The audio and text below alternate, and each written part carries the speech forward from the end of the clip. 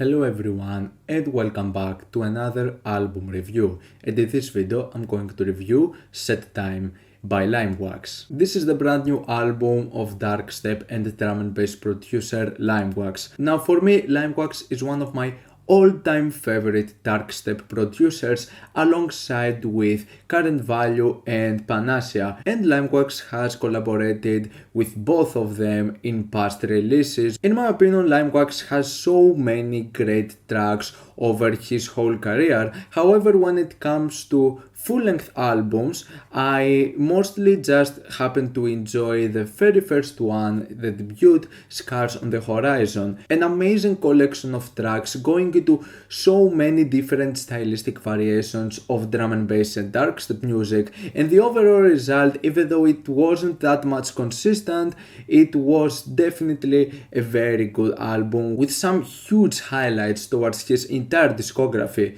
Now, getting some into his later releases though, they haven't managed to be really all that intriguing in my opinion. They would still have some huge highlights to them, but they wouldn't be that much enough. So for me, SETTIME, it wasn't necessarily an album that I had high expectations for, but in my opinion with this album we actually get one of the better full-length works we've seen from Limewax in a very long time, and compared to the previous two albums, I think SETTIME is much better. It's still though a quite flawed album, it does have its flaws, and in my opinion the album starts with two shortcomings throughout this whole track listing, with S Hovers and Feet of Archangel, which in my opinion I feel that these two tracks are actually two of the most aggressive moments out of this entire album, and they're actually the two tracks that would go you closer to the sound that Limewax has been doing for so many years. So it's a nice way to start the album, as the tracks are definitely really aggressive and there are some very nice beats and drums to it. However, these two tracks are quite short. They're only 3 minutes long, and in this period of time they don't manage to be developed that much. They end up being sort of underdeveloped, and you might think that 3-minute track, that's just a very typical length. However, those who are into drum and bass, you know that 3 minutes is a short track for this genre. So as far as there were some interesting ideas, I ended up wanting more out of them. But further, when we get into the album, I think we get into some of the greatest moments and some of the biggest highlights I've heard from Limewax in a very long time, starting with the track Shallow Minds with MC Swift. Yeah, it's one of those tracks that has an MC, has a rap incorporation to this thing, and honestly, this track works quite well. This is actually something usual for drum and bass, and we see lots of different artists do this, especially in the current days. The delivery from MC Swift, it's not something really that unique, it's something that you would expect, but I really like the beat from this thing and the whole melody. I like how this track actually was far more consistent since it goes for 6 minutes long, and it has multiple variations. I like the beat change-ups, I like the bass response to this thing. Overall, there was a nice variation towards this whole thing.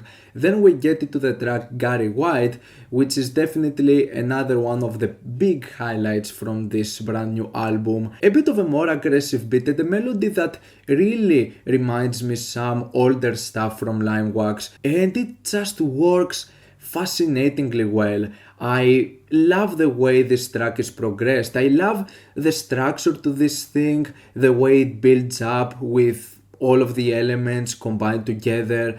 Very solid melody and very nice, sort of complex use of drumming to this thing. Really good song. Sabbath Roomba is the shortest moment out of this album, and I didn't really know how to react to this at first, because it's kind of different, but the more I would listen to it, the more I ended up appreciating it, and I think it's one of the more standout moments on this album, that's for sure. Because the main melody and the drumming to this thing is kind of bizarre and quite unusual. This is definitely one of the most unique moments in the entire catalog of Limewax. The drums definitely have sort of an old school jungle aesthetic to them, but the way they're combined with this bass melody and all of the multiple portions in the instrumentation and in general the structure of this beat is definitely something that you don't listen that often, and I like this different approach. It ended up growing more on me. But where you get even closer to the feel of jungle drum and bass is with obviously the track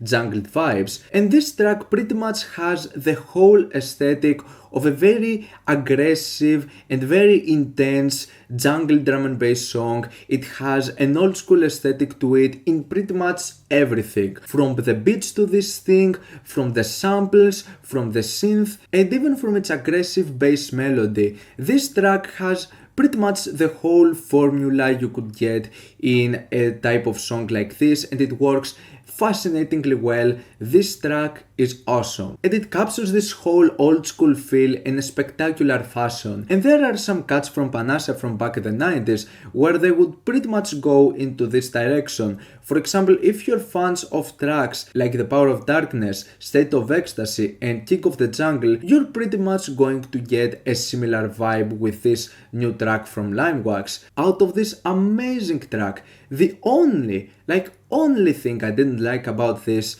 was this very lengthy fade out at the end. Seriously, what was the point of this fade out that goes for more than half a minute?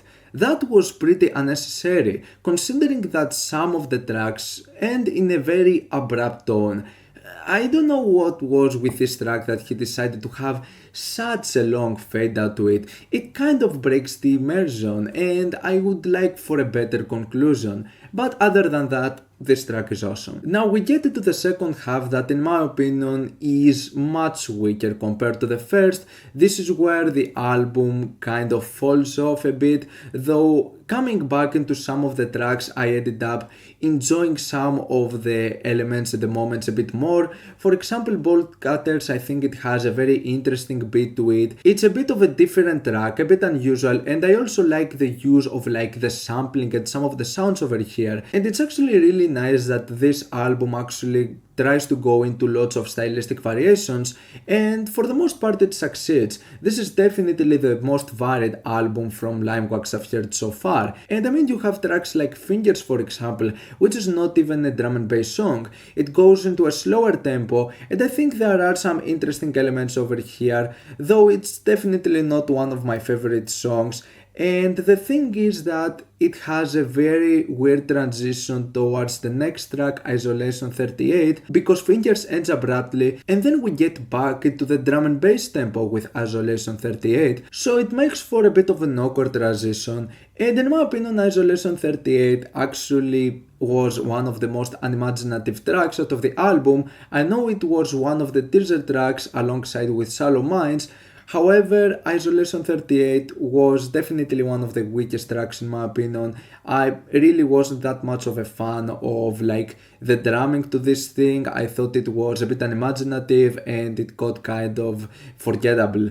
The same thing with Donuts, another track that in my opinion is weak to its whole instrumental and its drumming. Even though it's one of the longer and one of the more sort of consistent tracks, it doesn't feel underdeveloped. However, the idea by itself was quite forgettable. And then the album ends with No Sympathy, which in my opinion has an amazing introduction to it, and the way it builds up is actually quite amazing. And when we finally get to the drop, I like how it's complex, it's aggressive, and it's varied. However, it feels so disconnected with the amazing introduction that it was building up for, and the main melody it had in the introduction. I would like to see it pan out when the drop comes, but this is not something that happens, and so it feels a bit awkward with some of the transitions, as the two portions wouldn't just come out that much flattering in my opinion. Overall though, the more I've listened to this album, it has managed to grow on me, and I do think it's quite a decent drum and bass work coming from one of the greats, who, yeah, he hasn't done that many like impressive full-length albums, but I like how varied this album is, that it took some risks and get into some directions I wouldn't expect, and for the most part it manages to pay off, so I was pleased with the result of this album. I'm going to give SETTIME a 7- out of 10. What's your opinion on this album? Like it? Dislike it? Why? And what do you want me to review next time? Let me know down in the comments. Leave a like if you enjoyed the video, subscribe for more content like this. Thank you for watching, and I'll see you all in the next video. Goodbye.